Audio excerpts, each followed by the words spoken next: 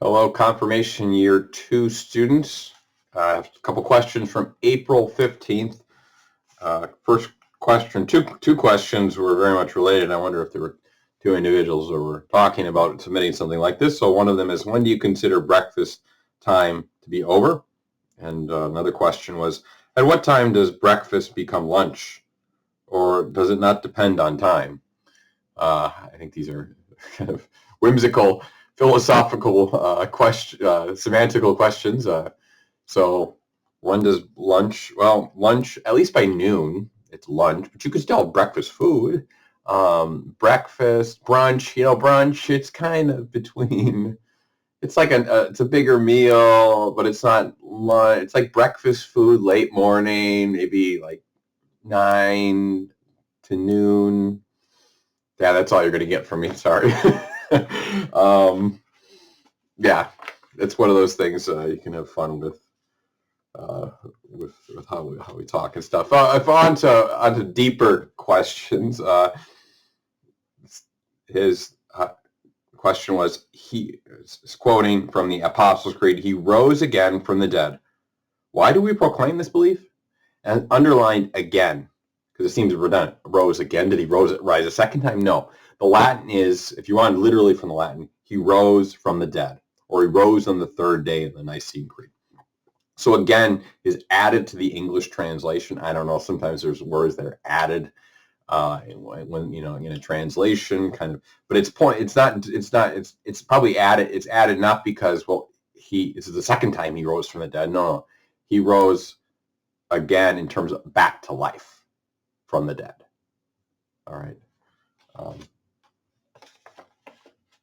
So he rose from the dead. The again there is added in the English, denoting kind of he rose back to life.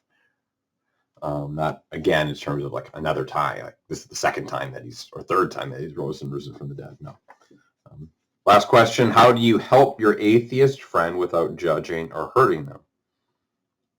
Well, there's a couple important virtues that you can exercise with toward that friend. Kind of patience, being patient with them, being a faithful, reliable friend, encouraging them to pursue the truth. This encouragement, not encouraging them to stay in their error, but not being pushy though.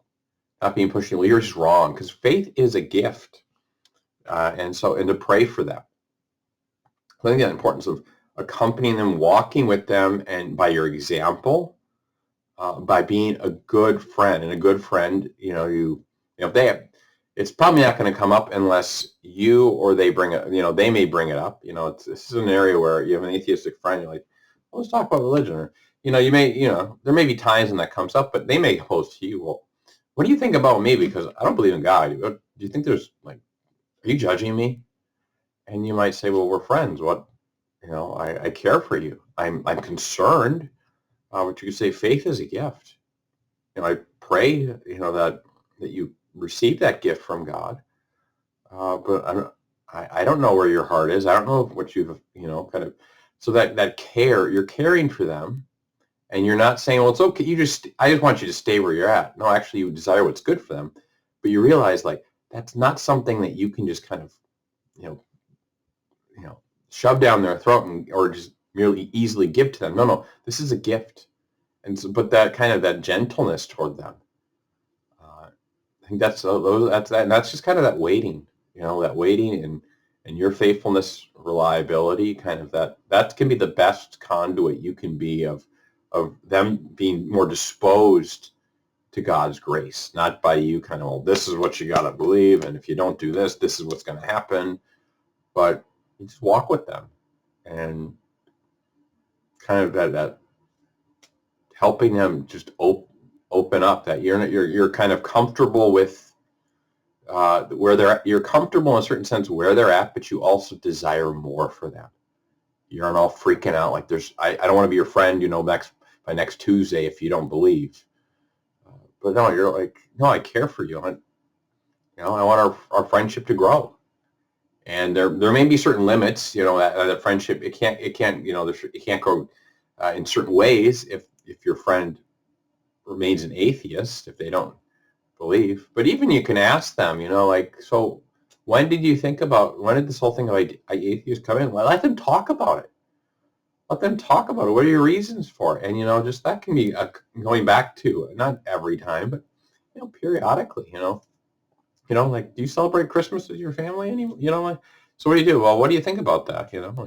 And there can be a lot for you as a Catholic Christian to reflect on. Yeah, why do we celebrate that? Or how am I celebrated? Or the focus I have on this or that, is it kind of distorting what really is the authentic meaning of it? Do I get caught up in all the external things and I forget, like Christmas, God became man so that I could become like God by grace. That's at the core of the Christian mystery. Resurrection. Easter, we just celebrate Easter. Christ's death and resurrection. Christ poured out his life for us and rises from the dead and invites us into that mystery of his death, which requires that we also die to ourselves to receive that, and then we can rise to new life in his grace. It was dying to ourselves so that his divine life can kind of raise us up. So good questions, those last two. Whimsical, funny first question about breakfast. God bless.